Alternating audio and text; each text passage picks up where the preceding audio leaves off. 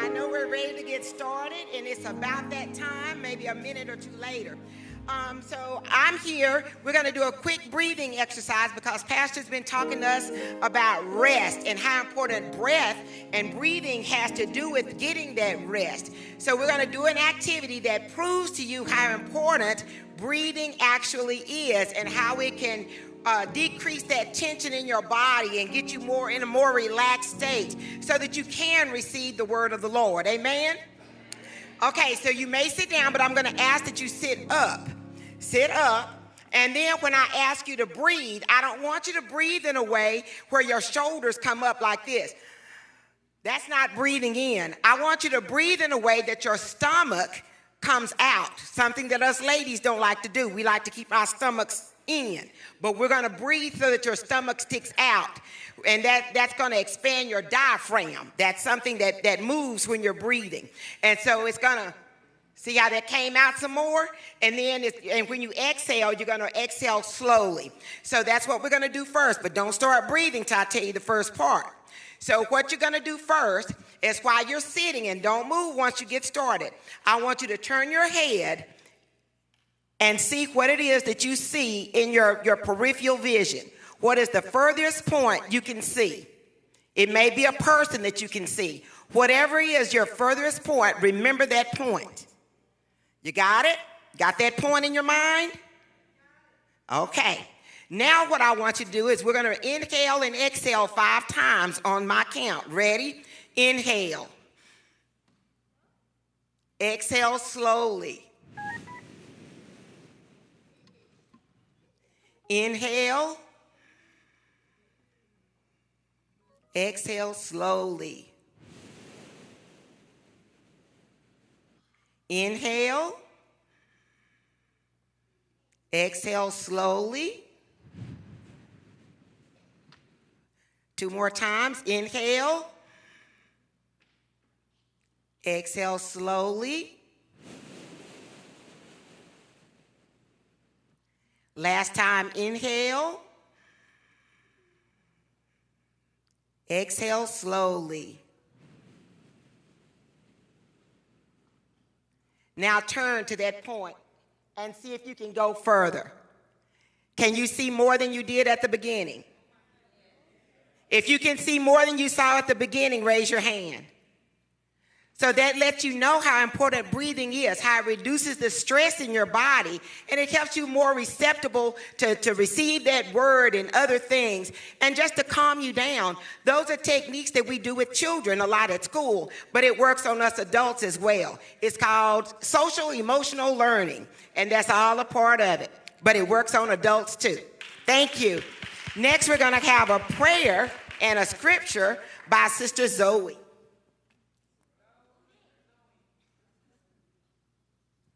Good evening, Golden Gate. I will be reading Matthew 11, verses 28 through 30. Come to me, all who labor and are heavy laden, and I will give you rest. Take my yoke upon you, and learn and lean on me. For I am gentle and lowly in heart, and you will find rest for your souls. For my yoke is easy and my burden is light. Please bow your head for a word of prayer. Lord, thank you for providing us all the opportunity to be here and to worship your name. Amen.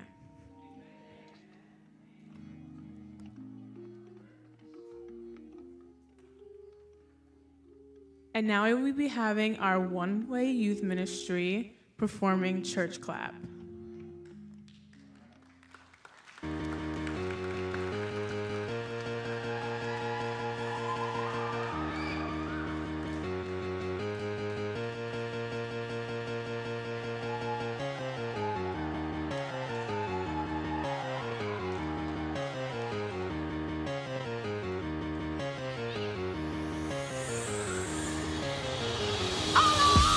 Give me that God Almighty, that God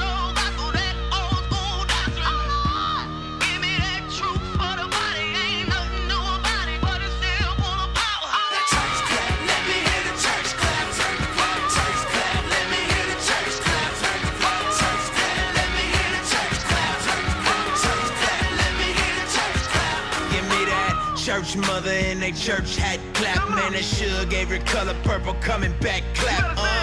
When that whole week beat you up and stress you, but you hear that organ playing and remind you of your blessings. And on another note, she just hit another note. Chills down my spine, got me crying, make me overload. You don't know about it though. Old school church hymn seekers get the humming, now the drummer finna burst in. Lordy, Lordy, Lord. Can you hear me now? Church close, swear they don't care, you just get it now. Testify how we made martyrs out of these fathers and rose up all of his daughters to glorify him with thunder.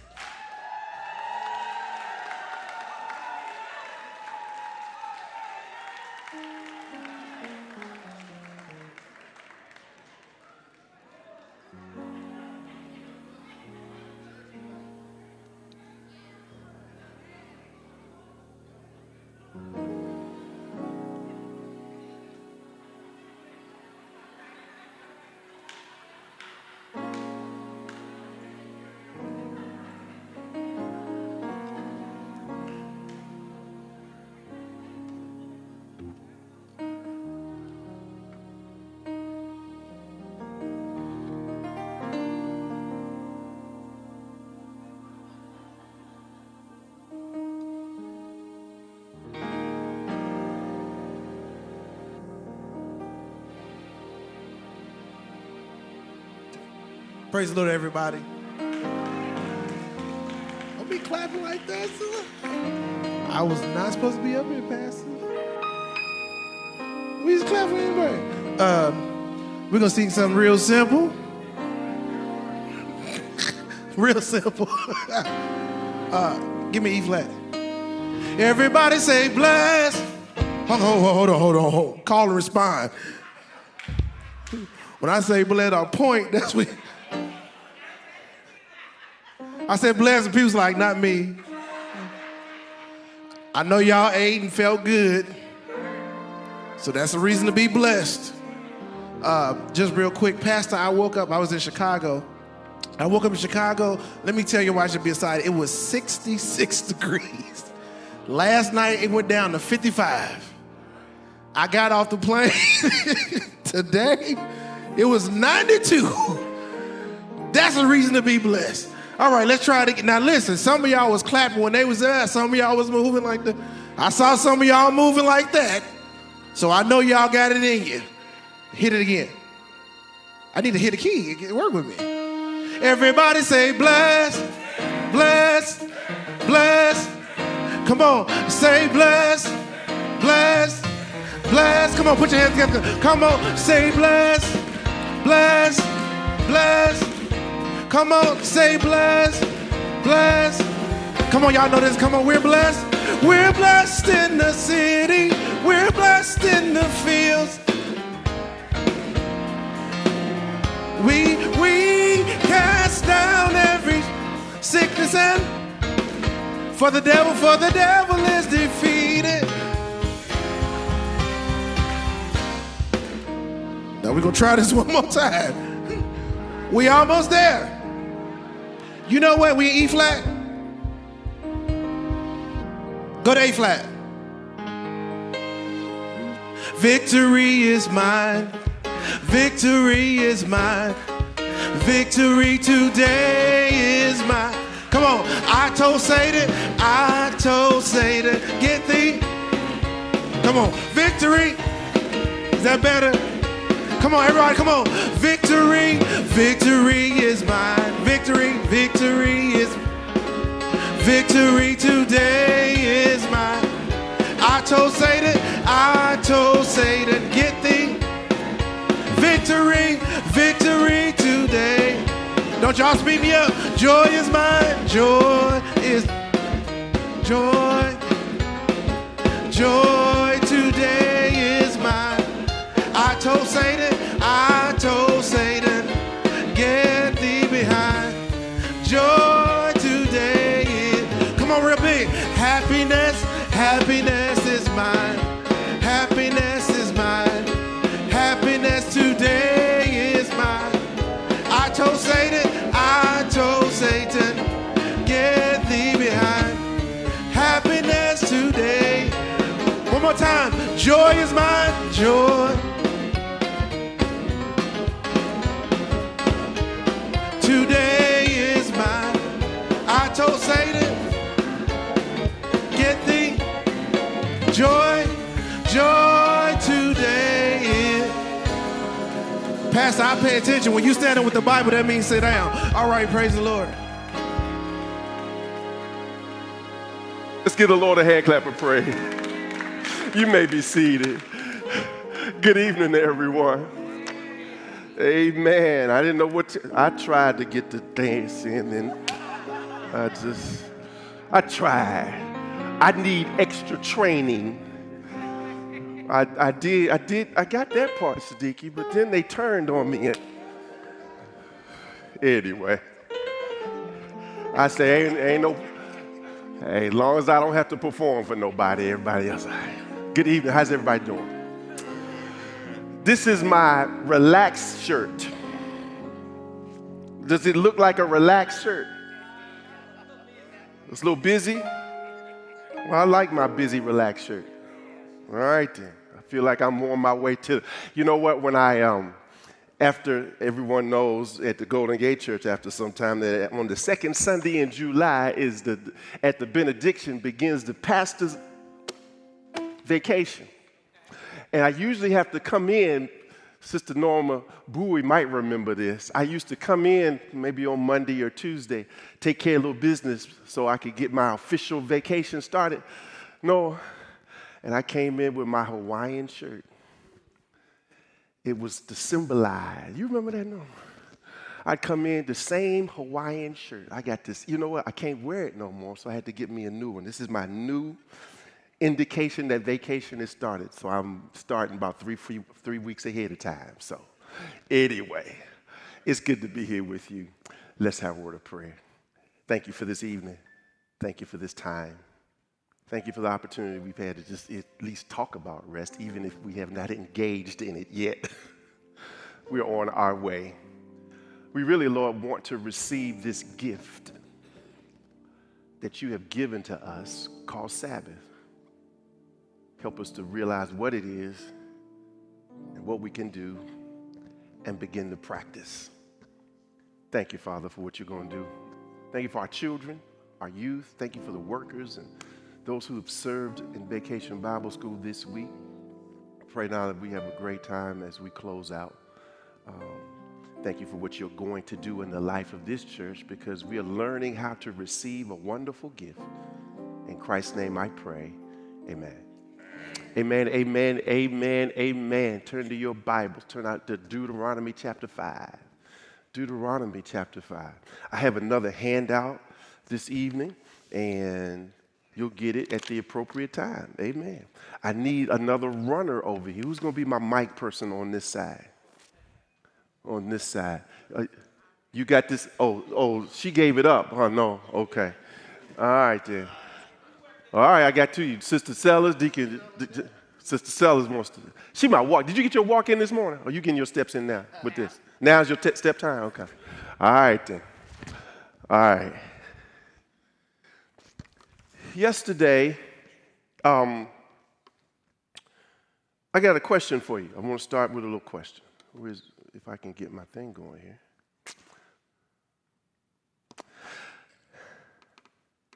Does the freedom to choose give you more freedom? Does the freedom to choose give you more freedom? Does the freedom to choose, it's there on your screen, I hope you can see it. give you more freedom. What our culture and our society says is that don't hinder my freedom to choose. If I want to be a boy today, fine. If I want to be a girl today, fine. If I want to be they, you call me they today, get my right pronouns together. If I want to stand in the middle of 35 during the middle of rush hour, I have the freedom to choose that. When I go into the grocery store, I got freedom to choose, all kinds of different bread and milk and in my house, especially Sister, she likes sparkling water. That sparkling water stuff. And so they got 50 million, they got 10 brands of sparkling water, and then in each brand they got 10 flavors. She don't care. I just get whatever they got. I can pick it up. I can get a different color every time. Freedom to choose. Okay, Fred Sanford. Who was that? It wasn't you? All right, cut it off, Fred. So, question. Does the freedom that we have to choose give you more freedom? I'd say, provided you make the right choice, it could possibly give you more freedom. Okay. So you get the mic, you hold the mic, you're the mic runner, you get to talk first.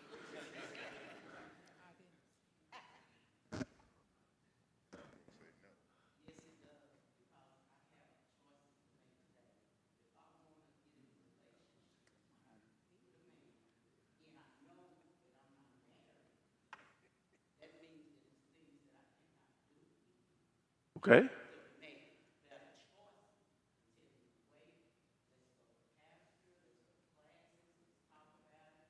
Okay. Okay.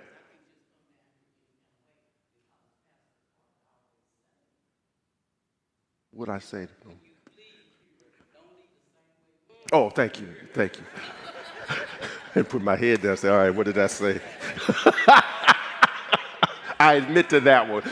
I admit to that. Yes, sir. I would say sometimes freedom comes with consequences too. Yes, sir. Well, okay. You know, when I ask these questions, I'm trying to get somewhere. I'm trying to mess with you a little bit. Sister Robinson, so take the mic, Sister Robinson. Oh, where's the mic? Right there. I would always say and think that with all of the freedom that we make on our daily, all of that freedom has some limitations. Sure. Mm-hmm. I'm just asking, does it give you more freedom? See, we so value the freedom to choose that we don't think about the other side of it. Is there other freedom to choose? Is there a downside to it? Maybe that's the question I should be asking. Yes, sir. Well, if you have freedom, then once you make that choice, logically, you will have less freedom after that because now you've gone down a path where certain options you had, you can no longer choose. Okay. So that's like Sister Sella said, Deacon Sella said, yeah, that's right. There's consequences. And if you make the right choices, are there any downsides to this freedom to choose? Go ahead. Well, like in the garden, God gave them two choices. Well, what if he only gave them one choice? What were the two choices? Good and evil. Oh, okay. Uh-huh. Okay, gotcha. So with more choice, more freedom is more choices. Okay. Now, Alvin Evans says, okay, because you back there doing, yeah, there he is. I want to hear what you got to say. There's Sister Evans, Crystal. Why you do that? Oh, she wanted you to say something. Are y'all going to? There are downsides to freedom. What, like? So, because of the amount of choices that you do have, it can create a level of anxiety because you become enabled to make a decision. Talk to me, brother. So because you can't make a decision, you are held in a type of that's a bondage. Talk to me, brother. So there are the downsides. And I would say that anxiety comes from the responsibility to have freedom. Also comes with responsibilities, because Keep it to your mouth. Because you feel that heaviness of the responsibility to make a choice and thinking through the consequences of what might happen if I make this choice. Then comes the anxiety and the other things. Amen. Any other thoughts on this choice piece? Well, mine is no. We don't have more. There's no downside. Well, there is downside. Downside is Downsides? Downside is that to choose, you must know what's right and what's wrong. And the consequences come when you know that you've chosen the wrong. Well, when I know I've chosen the right thing, I want the consequences that go with doing that too. Yeah, but the wrong's worse. Well, it depends, but okay, I'm gonna go with you. Watch this. This whole piece, the Evans brought to a point that I want to make in terms of this. I'm going to call it excessive freedom. If freedom is defined by me being able to choose what I want, when I want, how I want, and everybody, especially in America, we want that. Do you realize the weight and the responsibilities that comes with that?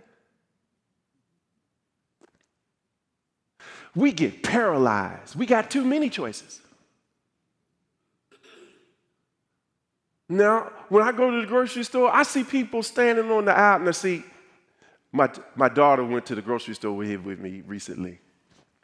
She back in town, so she had to go to the grocery store with me. And I'm doing my pace. And I'm going to the aisle.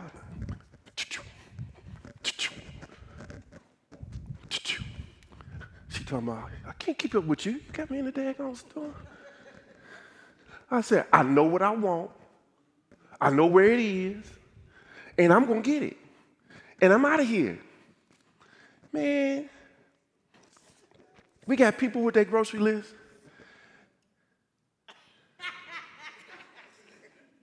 There's 10 brands of ketchup.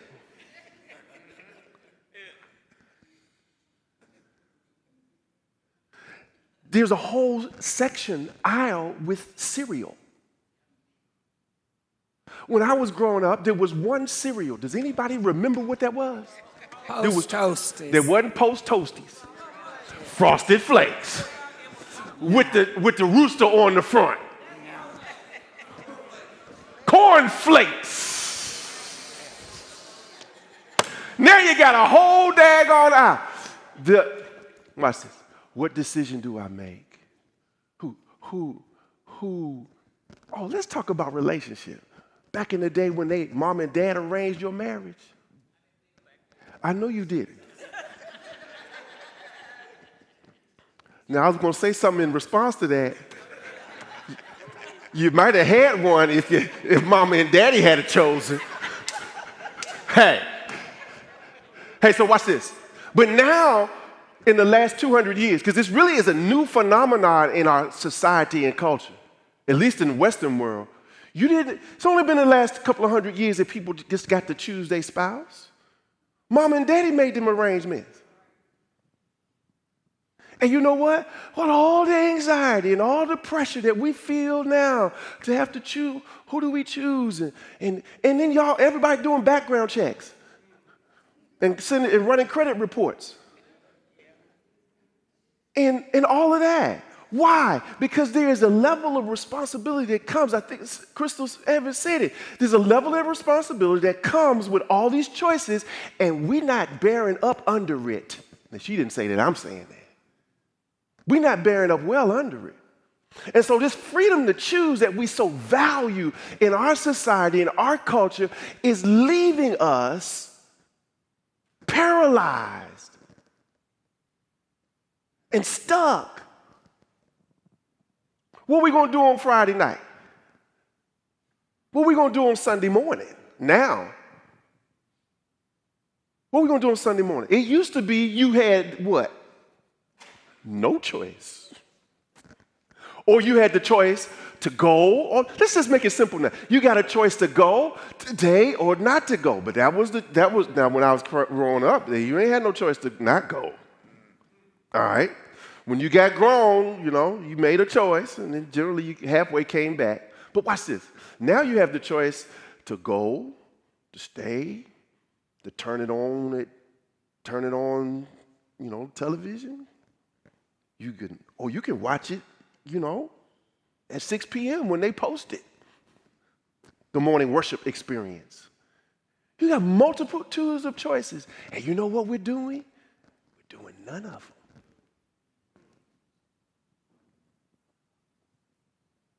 See, brothers and sisters, the freedom to choose it is producing more and more anxiety among us.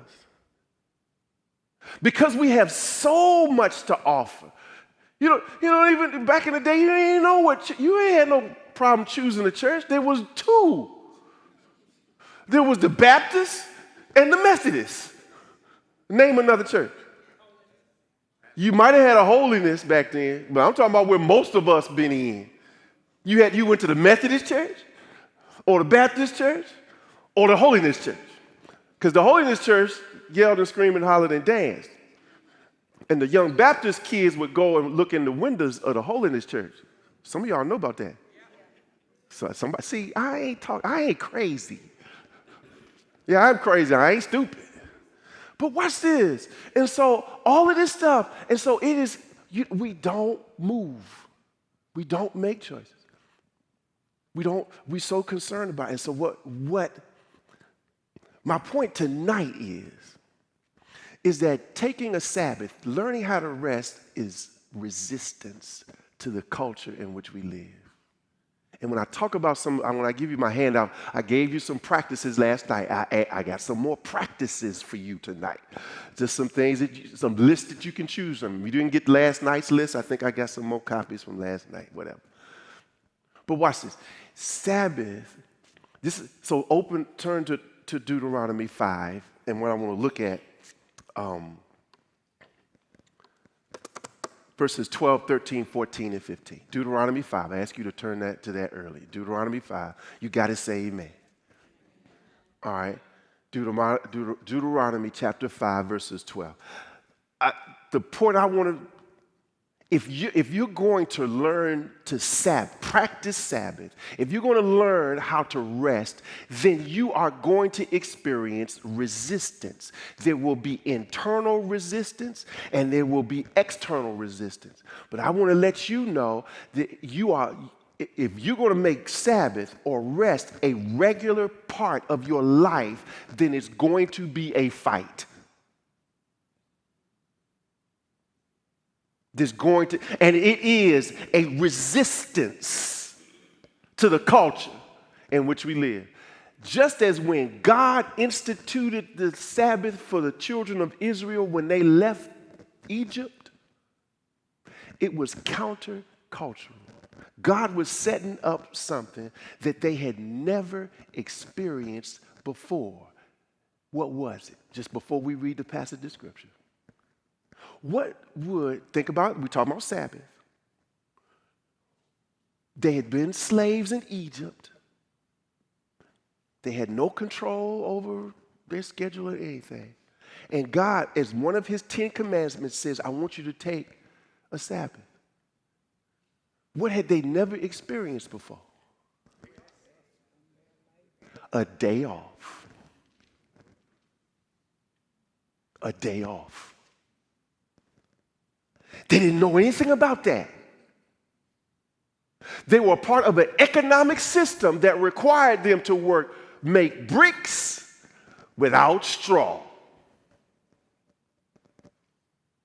They were a part of an economic and social and political system that confined them, that enslaved them, that made them tools for someone else. And this is thousands of years ago. And I'm going to ask you before I read the text, and I want you to think about this, is that not what's happening today? In a whole different system? And we say we're not slaves. We're free to choose. And what we're choosing is slavery. Let me read it. Observe the Sabbath day to keep it holy, as the Lord your God commanded you. 6 days you shall labor and do all your work. But the seventh day is a Sabbath to the Lord your God. On it you shall not do any work, you or your son or your daughter or your male servant or your female servant or your ox or your donkey or any of your livestock, or the sojourner who is within your gates, that your male servant and your female servant may rest, as well as you. If you shall remember, verse 15, you shall remember that you were a slave in the land of Egypt, and the Lord your God brought you out from there with a mighty hand and an outstretched arm. Therefore, the Lord your God commanded you to keep the Sabbath day. Now watch this. Yesterday, we read Exodus chapter 20, which was when God instituted the Ten Commandments on Mount Sinai. So now we're in Deuteronomy. It is 40 years later. What happens during those 40 years? When God institutes the Ten Commandments, when he gives them the Ten Commandments, and they hear this from God. You know, Moses is up on the mountain. Moses comes back and gives them the command. He goes back up, and he's there for 40 days. And what happens? What happens while he's up on the mountain? They disobey they break the first commandment. All right? So God punishes them. God punishes them. And then they go off. And God says, I want you to go into the promised land. And they do what? They didn't do it. So God said, all right, since you won't go, then don't. You can't. And so they had to, he punished them. They wandered in the wilderness. The reason why they would not go, because they were concerned about the safety of their children, according to them. They said, our children are not going to make it. So you know what God did? Okay, you think your children, you try to take care of your children and more than you trust me? Watch this. Then all of y'all that's over 20 years old going to die in the wilderness for 40. You're going to wander around in a circle for 40 years. They wandered around in a circle for 40 years. All those people that died that were 20 years and above, when they disobeyed, they died in the wilderness. God gets them to the edge of the promised land, and Moses gives the commandments again. That's what Deuteronomy is. And he gives them the 10 commandments. But if you read from Exodus 20, there's a part of it that he expands it. And he tells them why you're supposed to do it. Now, in Exodus 20, remember the Sabbath. He says, observe the Sabbath, keep it holy. Here I'm reading Deuteronomy again. 6 days you shall labor and do your work, but on the seventh day is Sabbath to the Lord. On it you shall not do any work. You or your son or your daughter, your male, your female servant, your ox, your donkey, or any livestock, your sojourner, that your male servant and female servant may rest as well as you. But watch verse 15. Verse 15 says this, you shall remember that you were a slave.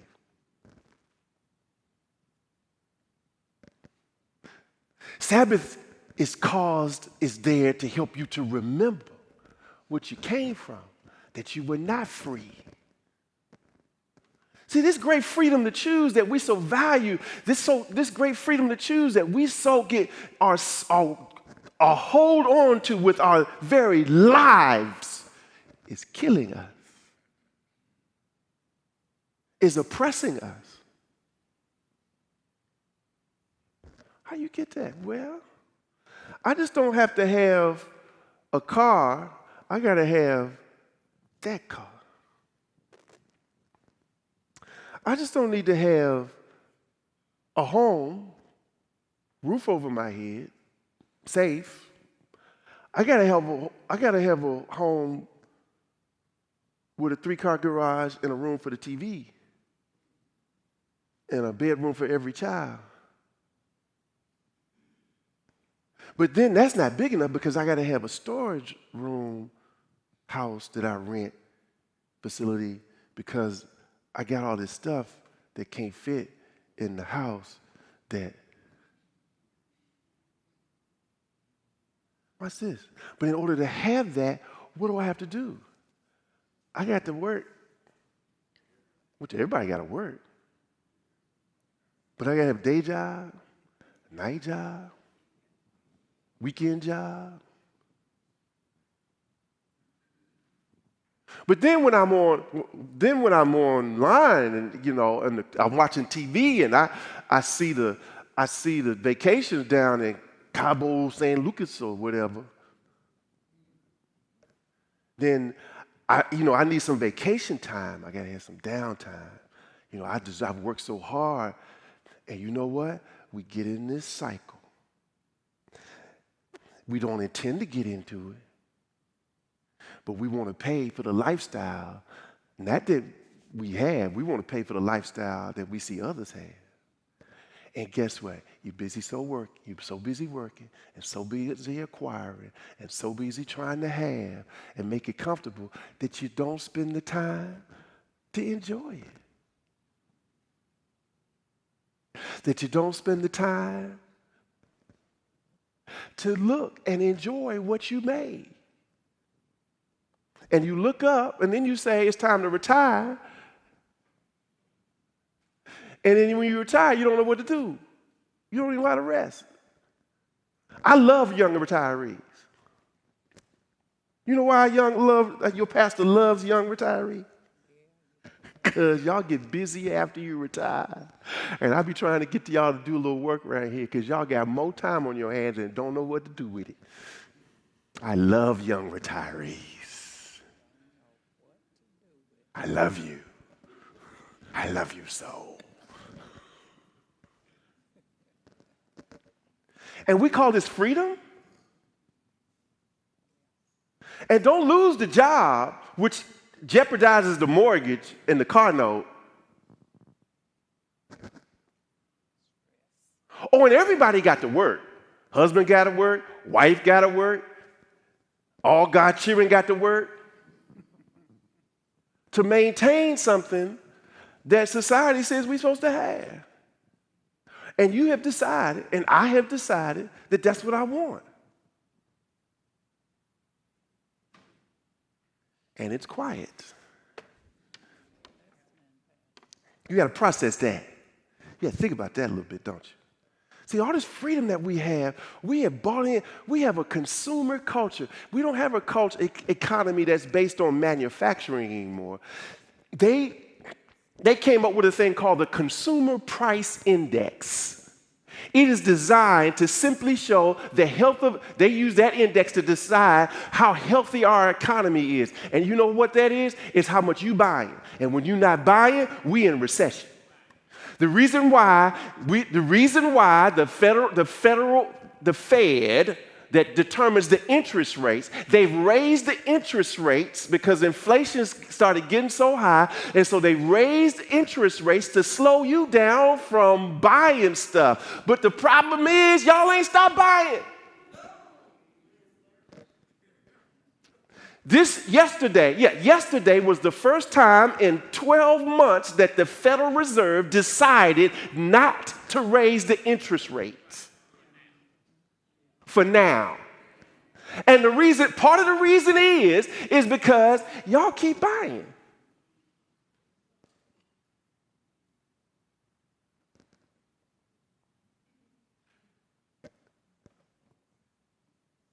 Price going up?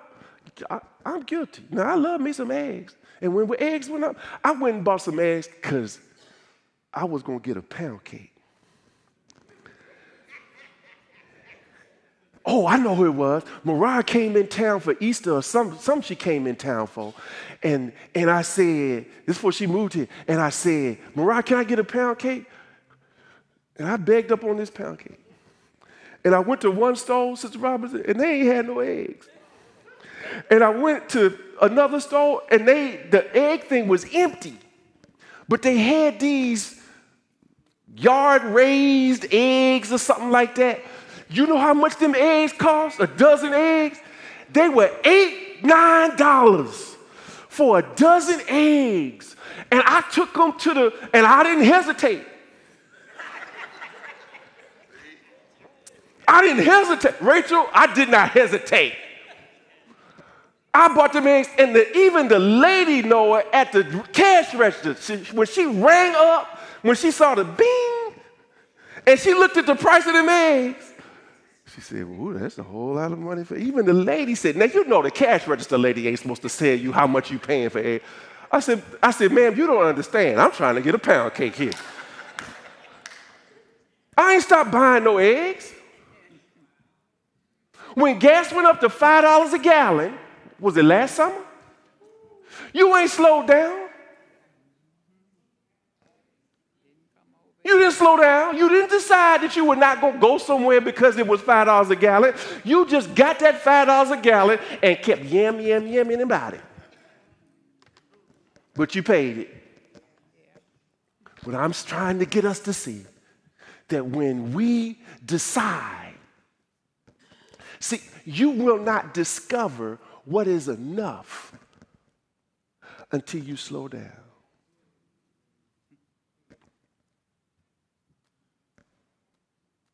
When is enough enough? When will you decide to be satisfied? How do you know when you're satisfied?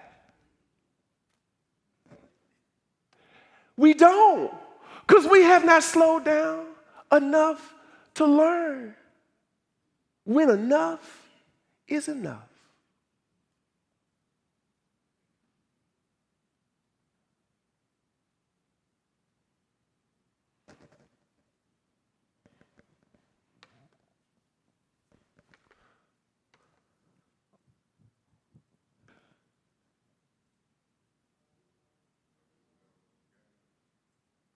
Elder Lee just said enough is enough when you got enough. And how much sense does that make? It don't make none. And you know what? That's exactly what we think. That is exactly how we live our lives. And we have no clue when enough is enough. My first semester here, my first month, second class in Dallas, Texas, at Dallas Seminary, the professor said in the spiritual life class, he said, y'all are new students, some of y'all are new to Dallas. I just want to tell you, you're going to have to figure out when enough is enough. He said, because in Dallas,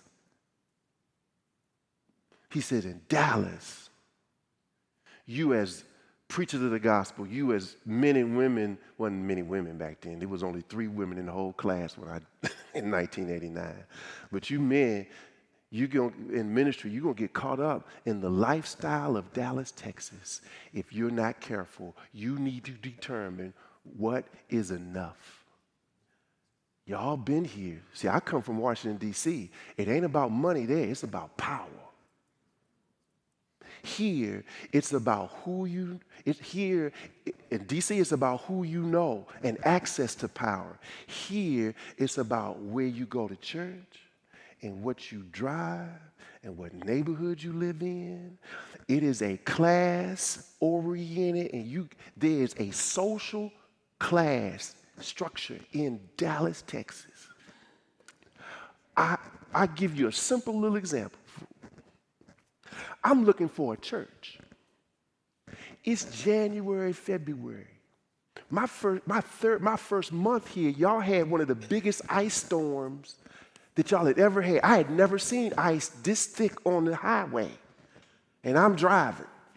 So watch this. But it only lasts for a couple of weeks. It only get cold here in the end of January, beginning of February, and that's it. And you know what? I'm looking for a church. So I'm going to the churches that I heard about. Not the Golden Gate. I didn't hear about y'all till late. Watch this. I'm from D.C. where it stay cold for 3, 4, 5 months. But in January and February, I'm going to churches, and I seen more full-length fur coats than I have ever seen in my entire life. In my entire life. I ain't talking about no stove. I ain't talking about the thing that go across, what do you call the thing go across your shoulders? Huh? The cape. Not the cape. No, I'm talking about the thing that you wear around your shoulder. No, it's just the fox thing on your shoulder. I ain't never seen. I'm talking about black folk. I ain't going to the white side of town. I didn't even know there was a white side of town. I'm going to these churches. I have seen full-length mink coats, and it's 60 degrees outside.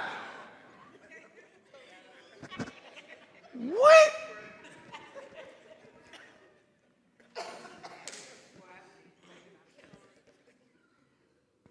Don't talk about the storage.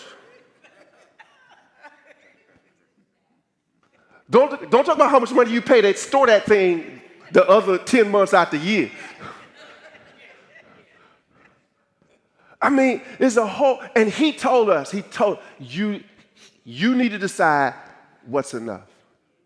Have you made a decision about what's enough? Or if you doing, just like Elder Lee said, you know when you have enough, how'd you say it? However you said it. Yeah, enough is enough when you know you have enough.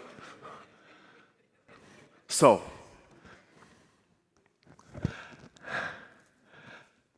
practical. Sabbath is a 24-hour time period of restful worship.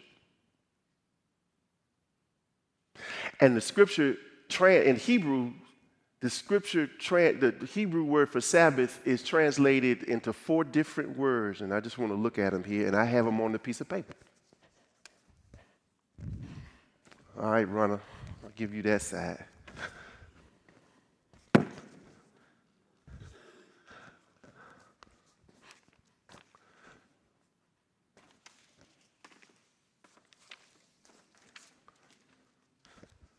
So,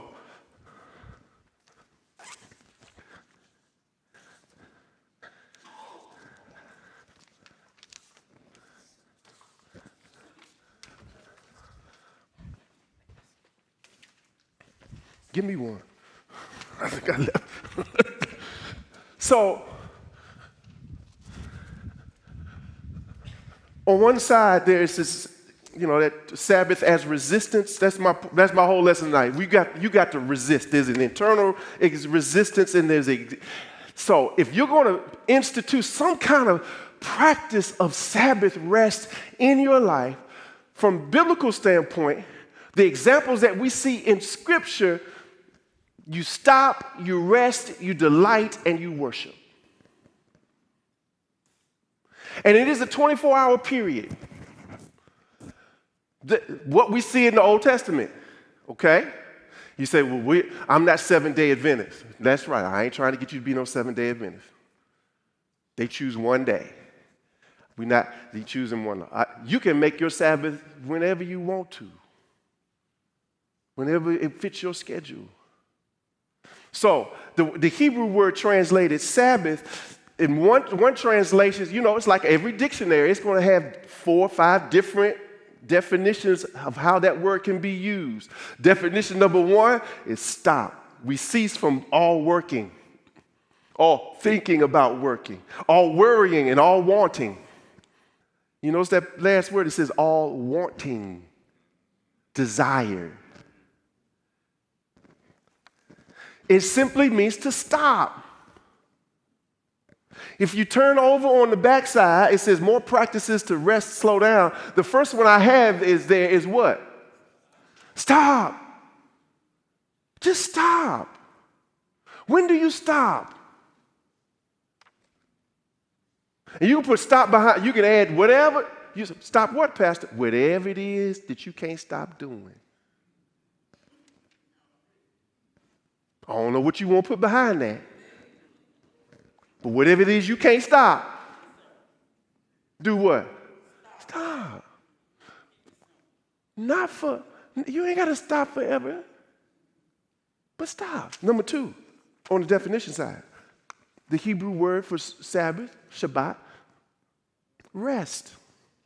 We rest our soul, meaning our whole person. Physical, we sleep. Mental and emotional, we calm down, relax, process the week. Spiritual, we cease our striving and we rest in God's love for us through abiding. Rest. Rest. This, and I want to emphasize to you, this is a scheduled time. This is an intentional time. This is just not happening, okay, like this week. My calendar was full. But you know what happened on Tuesday? I was so excited, I didn't know what to do. 3 of my meetings got canceled. And these were long meetings. And on a different day. Each of them was on a different day. And I was thankful. But you know what? You know why I was thankful? Because I said I could get to some stuff that I wasn't going to be able to do. Some of it I did do a little rest. I didn't do much. Because last 3 weeks I have been gone. My wife reminded me, you have been gone out of town every week for the last 3 weeks. I've been to Tampa, flew to Tampa and drove back. I flew to D.C. and flew back. I flew to North Carolina the following week and flew back on Saturdays. Get up, preach on Sunday. So you know some of that time, but I'm not talking about you got some free time. No. This is planned. This is intentional. This doesn't happen by accident. This is something that you have made a conscious decision to do. And you make plans for it. And for extremely busy people, if you do not make a plan for it, it will not happen. How many of you in here go to the doctor? I need to see actual hands. Anybody in here go to the doctor? Okay. Now let me ask you this. Can you get you an appointment at your doctor? I ain't talking about the clinic. I ain't talking about the emergency room. Can you get an appointment with your doctor if you call them tonight? Could you get an appointment tomorrow? How many of you can get that? How many of you can get you an appointment with your doctor if you call them tonight? You get an appointment to see him tomorrow. Oh, let me call him before. I didn't put no qualification. All right, I got about 5 people. The rest of y'all know that you can't get no appointment with your doctor. You can't call him tonight and get no appointment. Y'all get my point? Yeah, well, I ain't made my point yet. You understand what I'm saying? Watch this. And so you know what you do? You plan ahead. You call the doctor, and whatever appointment time they give you, you accept. And you might say, I'd like something a little early. You got anything sooner? No, about 3 months from now, we can see you, Sister Smith. So watch this. And you know what you do? You take the appointment.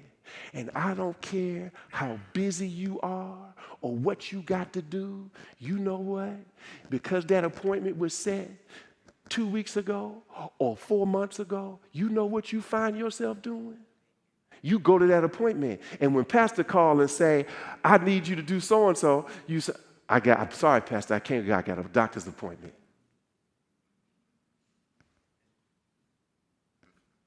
And everything else does what? Adjust.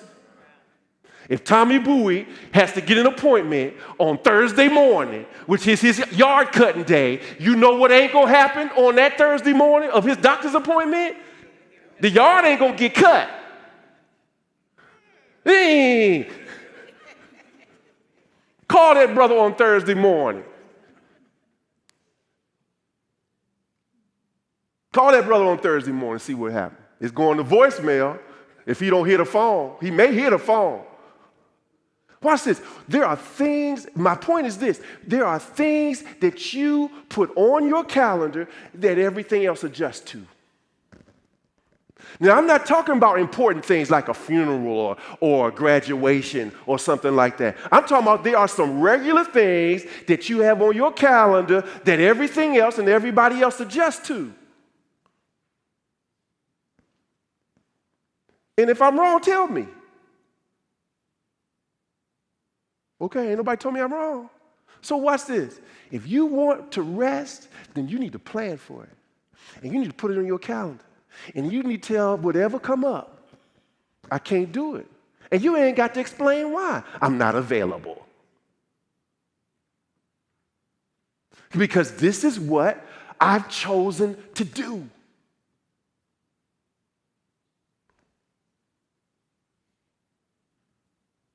See, that's where there's a conscious choice. And watch this.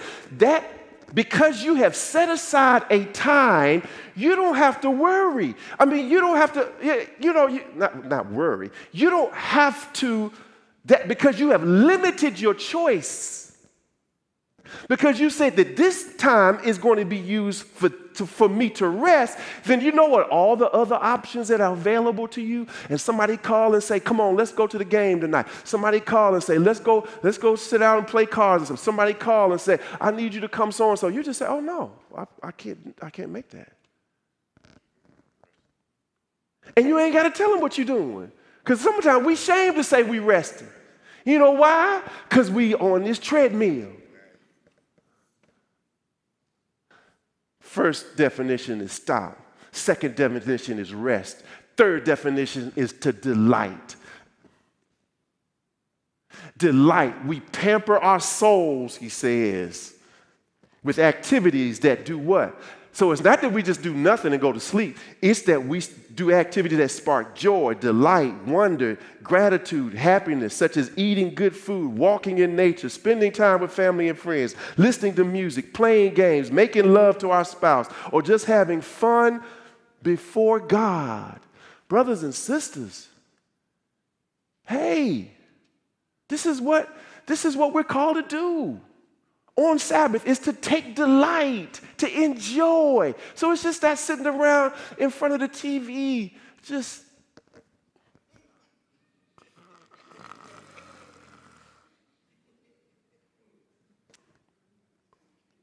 we call that relaxing. You know what we doing, Bro Robinson? I'm guilty. And watch this. I'm lost right now. You know why? There ain't no football. Basketball's gone. I'm not a baseball watcher until the World Series. So I ain't got nothing really to watch. Oh, what am I going to do now? Life Channel. Lifetime.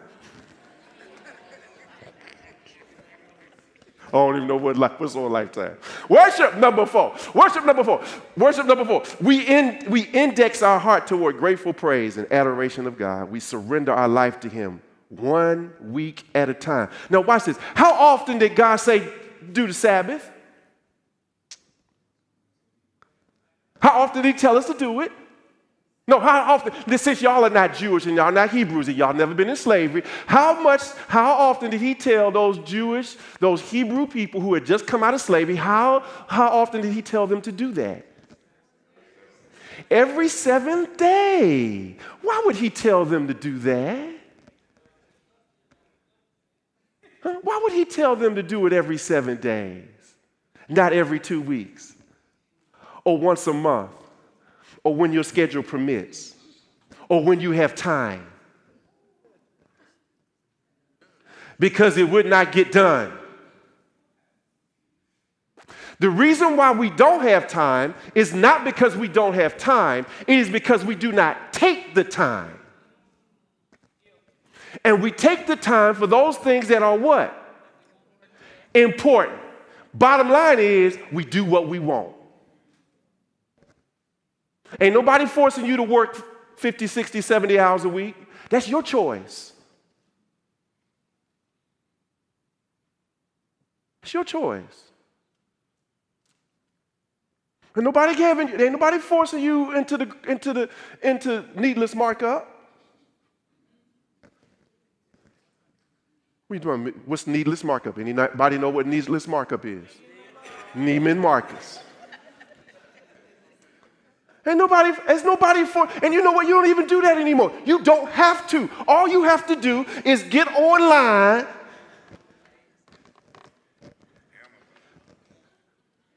Amazon is your friend. Let me see where I can, what website you want to go to? What? Let's look up men's designer shoes then. Huh? You don't think I'm going to put it on the screen? Watch. Share screen. Where is it? All right, let's see what we got on the Google here. Men's designer shoes. Can y'all show that back there? Since I'm sharing my screen? I guess not. I don't know. You can't do that. I'm asking them, that's a technological thing. Here we go. Y'all can't share my screen, though. I'm sharing my screen with y'all. All right. I was being a little presumptuous there. Oh, there we go. Y'all find the men's designer shoes on there. Lordy B. Google search. Man, that's all we got to do. Y'all get my point. Look at there. Look at there. Look at there. Man, you ain't got to leave the comfort of your home. So, those 4 things ought to take place, at least by the definition of the word. So, turn on the back side. Here's some examples. Some examples or practices. First one is stop. Stop what? Stop whatever it is you can't stop.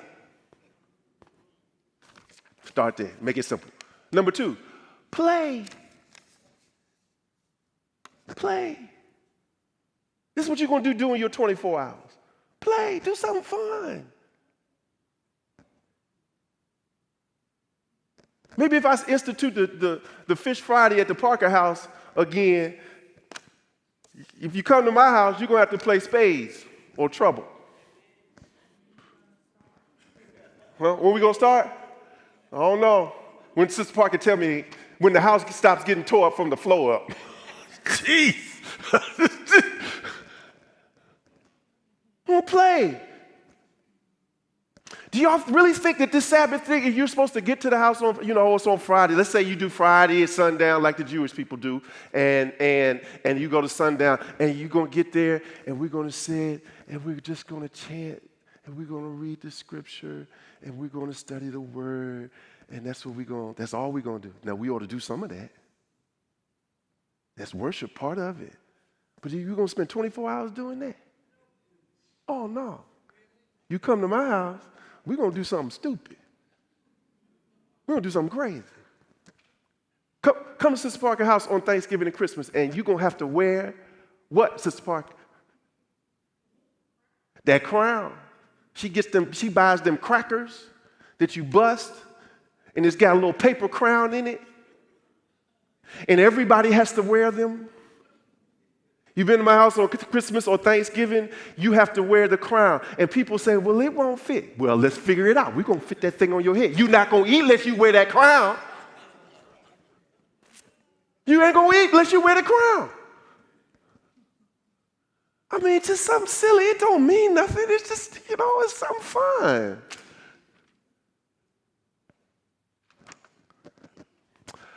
Another thing, and I'm not saying you do this during the time. These are just some suggestions. Repeat a short scripture or phrase to yourself during the day. If you got a phrase that you like, it's a piece of a scripture, just during the day. Something that you know that will calm your spirit, that you know that the Lord is behind.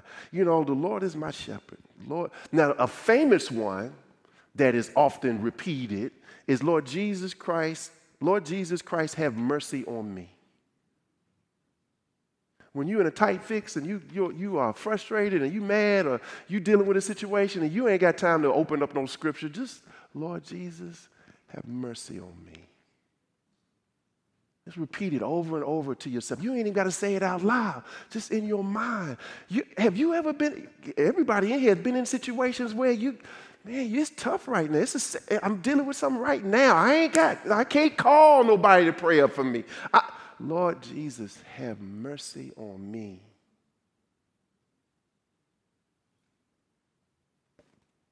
Take my heart, make it thine. Just something.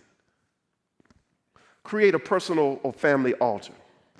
Important thing, put at your altar. I know this sounds like Catholic and altar is, but there ought to be a place in your spot, in your house, in your whatever, that is somehow you have sanctified it, made it sacred,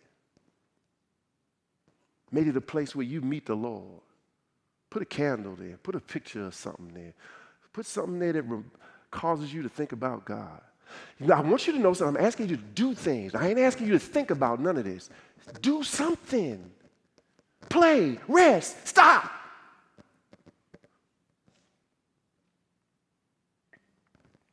Get you a venting companion. Get you a venting companion. Get you somebody that you can call when life is tough.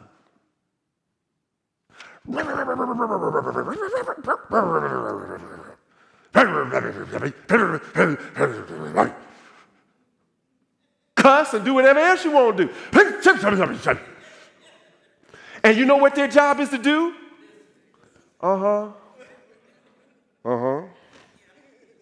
Okay. I feel you. I've been there. I don't know what you're talking about there. But do you realize what a relief it is just to get it out? Establish and let them know. You might talk to them on other occasions, but you let them know. I'm mad, or I got this, and all I need to do, this is venting time. You ain't even got to say. There's some key that lets them know. You ain't calling them for no advice. You ain't calling them for no comfort. Their job is to.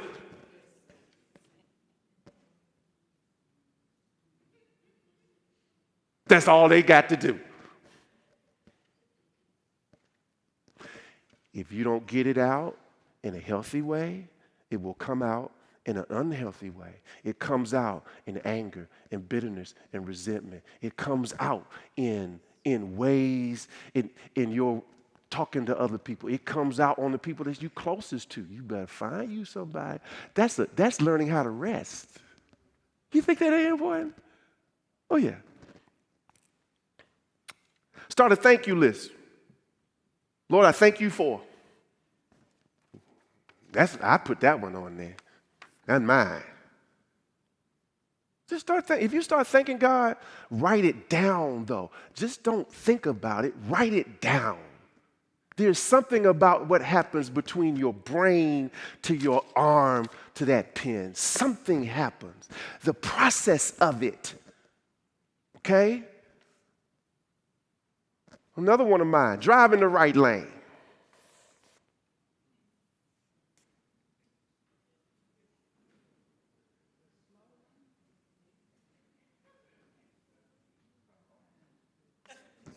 Oh, that ain't on the screen. It's on the paper. Drive in the right lane. What you got to do to drive in the right lane? Slow down.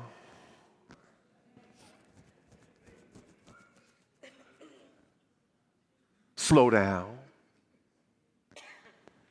I did that for about 3 years. The first time I did it, it was funny. I never will forget. I tell the story all the time. I was in the carpool. I was my job to pick up the children in the evening in this carpool, and I never will forget. One of them children in that car said, I don't know if it was one of mine or one of the other children said, I see these cars passing us. They had never experienced that before. They had never experienced it before. They didn't know what it was to ride with Mr. Parker and cars be passing him. They didn't know what that felt like. I never will forget that. It was like, they just made this observation. Cars are passing us.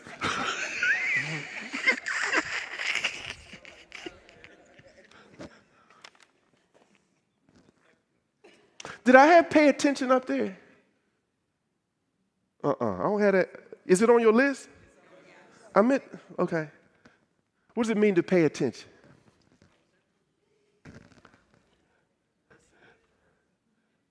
What does it mean to pay attention? You got to focus. Okay? Watch this. There's another way to use that phrase too. When you pay something, what are you doing? When you pay for something, what are you doing? You're purchasing something. So when you pay attention, you are purchasing what? Time, attention, focus. Because watch this. There is a cost that's associated with what you pay attention to.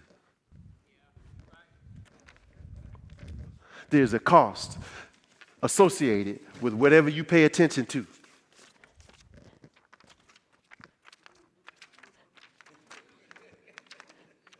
There's a cost associated with what you pay attention to. Whatever you give your attention to, there's a cost associated with it.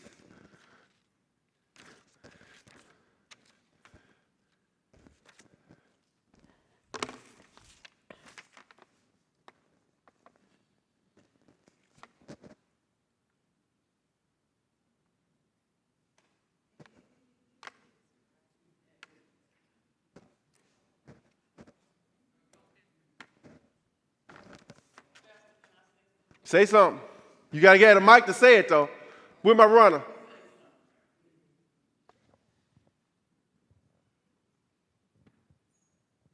Family members that I don't see often, I do stroll a lot to see what's going on in their lives. And then I have to pray for them because I remember when I was doing what they doing. And I try to make it where they see some of the things that goes on with my life now, church-wise. I try to share a lot of stuff from Golden Gate, Leaning In, Pastor Wilson, and the ministry, the armed ministry also. Yeah. And a lot of people call me the ladies, you know, for the warm, because they see my life have changed, the difference in me today, 14 years going strong, and you know, and they be saying, hi, what is going on here? I said, just come join the church, come visit, you know. Yeah. But a lot of them watch it on Zoom, you know. Okay. But I want them to come and see, and, you know, what we do here and stuff. Everybody like that. give Marva a hand. Because you know what? That's using social media as a ministry. And you know what, Marva? I'm not saying stop that completely. I'm just saying at some point, do something else.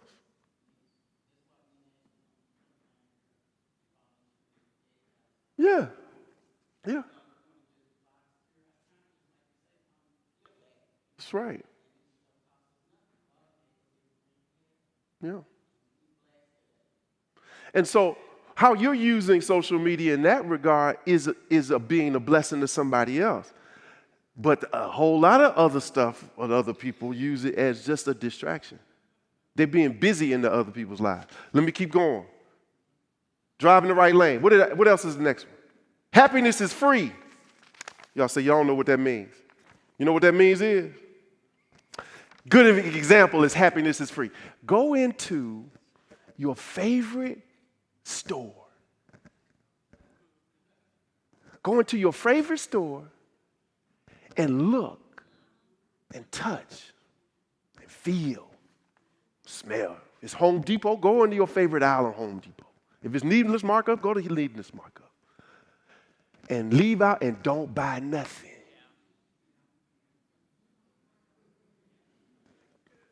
Go to your favorite website and shop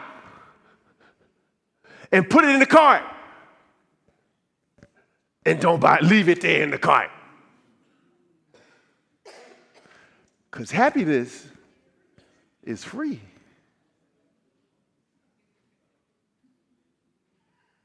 You realize the things that we can do for free? It don't cost you nothing to get up and go for a walk. Be in nature. It don't cost you. So much of what our lives, free. Sabbath practices, let me go on. I said, pay attention, happiness is free. I stole this got this from the guy called me. He said, Slothful yoga, since I was a yoga person. What is that? He says, wake up in the morning, choose a morning wake up in the morning and do nothing of significance. Now, it's kind of hard to do with children. But wake up in the morning and don't get out the bed and stay there. And don't do nothing of significance. You don't know what that feel like. You don't know what that look like. You got babies, man. You got to wait till you get my age, brother. You got a long way to go on that one. Unless you're going to send them babies over to my house and spend the night.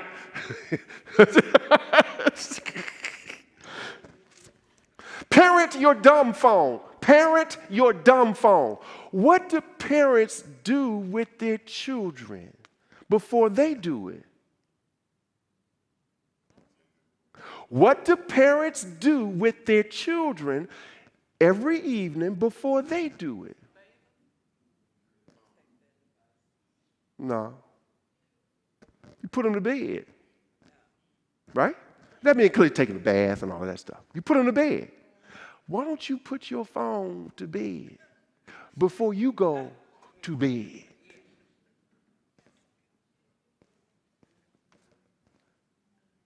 Buy you an alarm clock. Well, I use that to wake up go buy you, they got them for $5. Go get your alarm clock.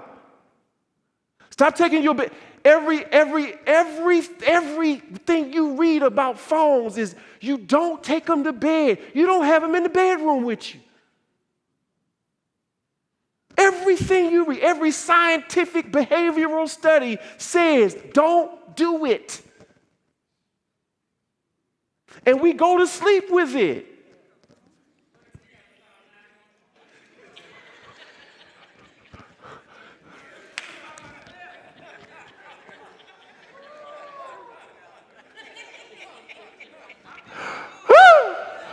I love it. And you know why they say don't do that? Because what is the first thing you do in the morning? And then you do what?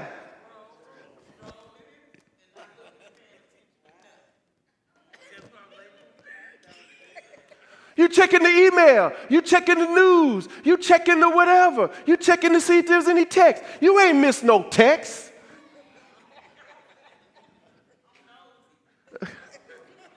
I mean, all I'm saying, my time's almost up. All I'm saying is, brothers and sisters, put your phone away. Choose a time and put your phone away. And if you're going to do this 24-hour thing, then you know what? Put it away. I've said something folk have said crazy. Because when I take a Sabbath time, if you've been in discipleship intensive, you know that you're supposed to spend 4 hours with just you and your Bible and nothing else in a journal. That's all you can do. Once a month, 4 hours. Some of y'all remember that. That was a practice I tried to institute. So I call that a Sabbath time. It's your Sabbath day. 4 hours straight. Nothing. So watch this. Guy caught me up in the library. One of the students, he said, what you doing here, Pastor Park? I said, well, this is my Sabbath time. So I spend 4 hours here in the library. Ain't nobody in the library. It's dead silent. It ain't not, anyway. He said, your phone off? I said, yeah, I turned my phone off. He said, well, what if somebody, it's an emergency. Your family got to get to you. I said, well, you know what, brother? If something, God forbid, if something tragic happened to them, number one, I can't do nothing about it. It's already happened. Number two, when I get to wherever they are, I ain't the doctor. Ain't nothing I can do. And number three, all it's going to do is drive me crazy. So we'll just wait. I take my phone off. Now, I have to tell my family I'm on Sabbath time and don't call me because I ain't going to pick up. I remember when I took a Sabbath day, a whole day, 8 hours, and them children were so used to me picking up the phone whenever I called, they were like, so I had to start telling them, today is my Sabbath day. I'm going to be out ahead of time. Because they'd be upset because daddy ain't returned their call. They all still alive. The wife is sitting back there. One of the children is right there. The other one's at the house, and the other one's in Florida doing scuba diving or something, whatever she's doing. They fine.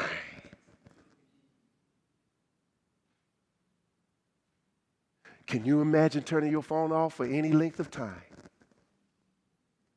Let me ask this question. What's the longest you think you could be with your phone off? I need answers. What's the longest you think that you personally could turn your phone off and you be comfortable with it being off for that long? 4 hours, 12 hours. Then you not sleep. And you're not asleep. Huh? 11 hours. Huh? Billy Robinson Jr., are you telling me that your phone could be off for 48 hours and you be okay?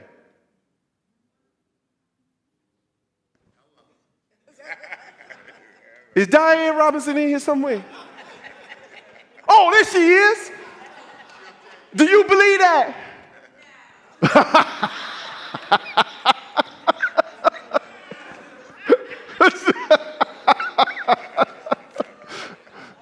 Lordy B, what else? So, parent your dumb phone. Turn off your devices for an hour before bedtime. Won't you try that tonight? Before you go to bed, turn your phone off an hour ahead of time.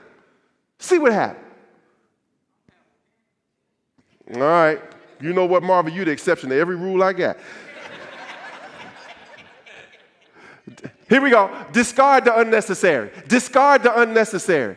Get rid of one thing you don't need once a week for a month. Go through your house and get rid of at least one thing you don't need and do that for a month. Throw it away. Give it away. Discard. Huh? No, one thing a week. Okay. For you, one thing a day then. Okay? Okay then. Go through your house. I'm talking about something that you don't need. And I ain't talking about no junk either. All right, confession. Confession. First to yourself, spend some time confessing. Now that's hard. And then even the harder part is call somebody, one other person, and tell them. Okay? The last thing I have on there is give away. Make a gift of something in your home. It's similar to discard. Make a gift of something that's in your home, something that's spirited or nourishing for you, something that inspires you. Make a gift of something in your home and choose someone to give it to. I ain't talking about go buy something. I'm talking about something that you have and give it to somebody else. Why? Those things like give away or discard. We're attached to things more than we are to a bunch of stuff, to people, to God. And these things are keeping us from resting. These things are keeping us from allowing God to possess us. These things. So it's about being free. It's about freeing yourself from desire to want more things. These are just some different practices. I ain't saying do all of them, choose one. Do something. Do something that energizes you, that frees you. You know how good it feels to give something to somebody else? Do you realize how good it may feel to declutter some of the clutter you got?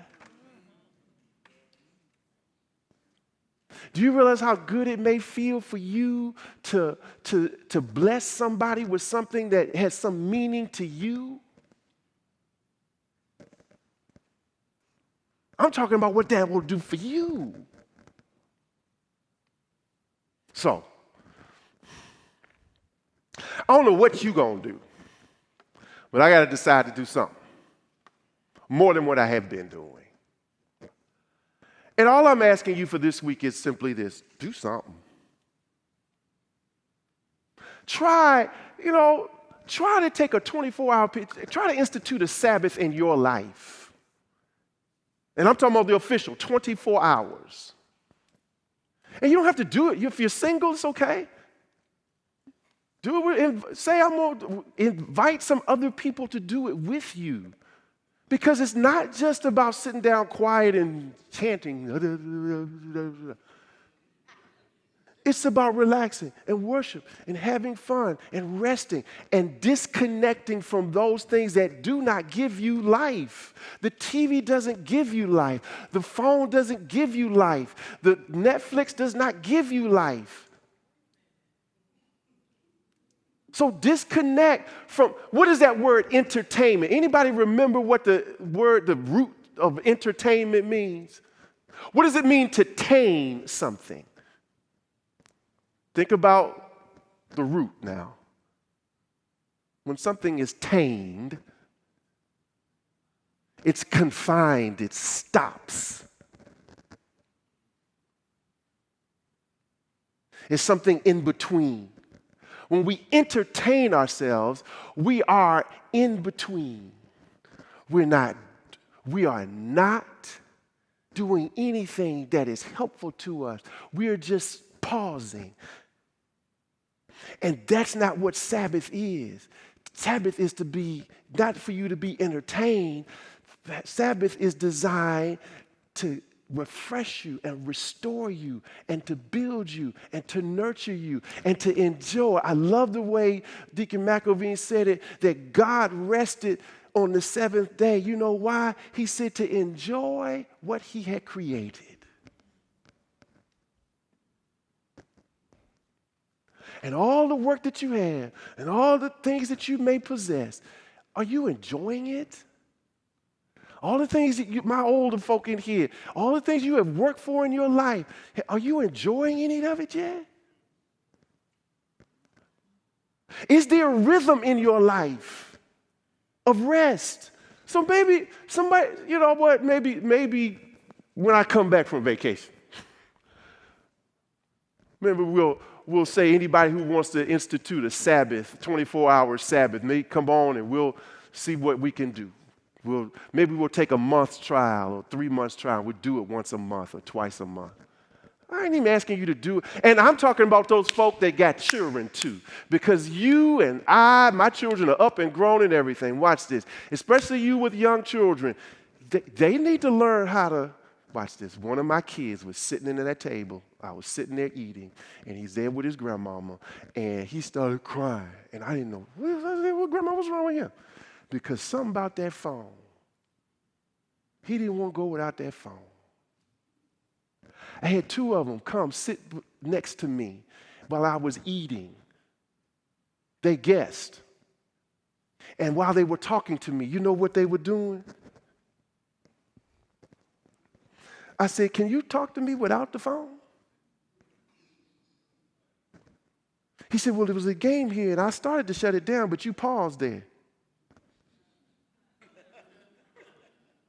He was serious. So you know what? Those of you that got young children, there's stuff you can do. They need to see it. They need to feel it. They need to know that on Saturday night or Friday night, are you going to do sundown Saturday night to sundown Sunday? It doesn't mean you don't come to church. You're not like me. Church on Sunday is work for me, and I have to fight to worship. I don't know how it's going, but you can do something. Those children need to see a different rhythm in your life. And you and the wife stay in the bed for as long as you can. It may be kick them Negroes out your bed. That was always a constant fight in my house. They come in the bed, and I put them out the bed. Sister Parker let them back in the bed. I stick them back out the bed. She couldn't sleep with them not in the bed, and I couldn't sleep with them in the bed. them knuckleheads would put their head on her stomach. You know where their feet were with me, right? So they kicking me, and they just asleep on their mama. They squeezing crossway the bed. Get out of my bed. Mikhail was bad. You know what that Negro would do? He would crawl. He'd come in the room, and he would crawl on the floor to get around the bed so he could get on his mama's side of the bed and crawl up in the bed, and hopefully I wouldn't see him. And I would say, turn around, go on back. I wanted to sleep.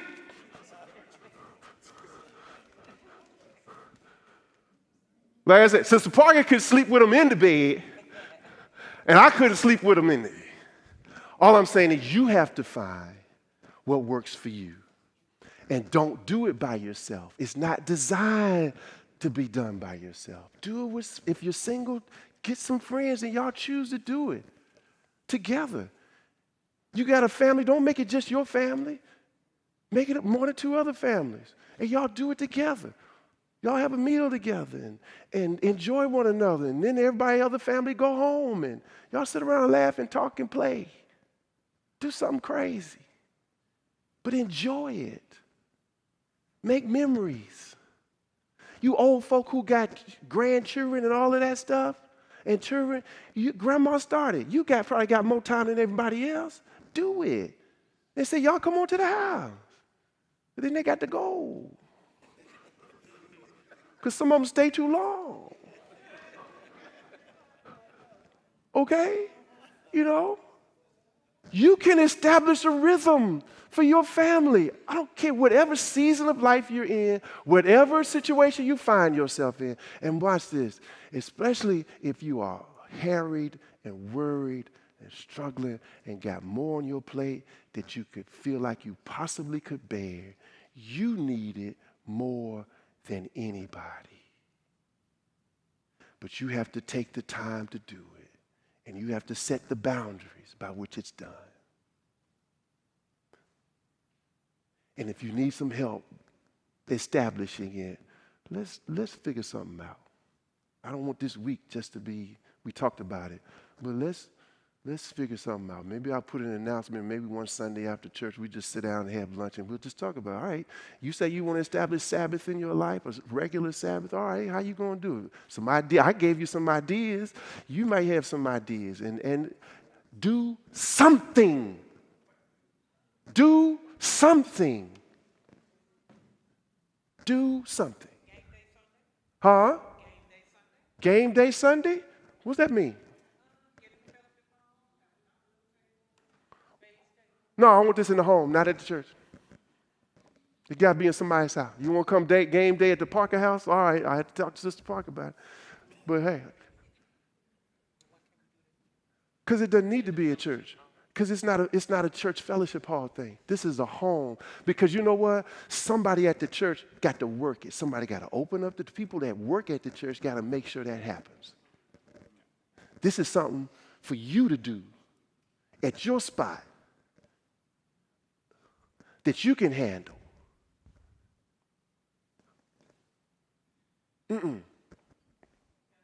Yes. You got to clean your house out? You know what? There's a whole lot of other folk got to do the same thing. Thank you for admitting that. You got to make some room.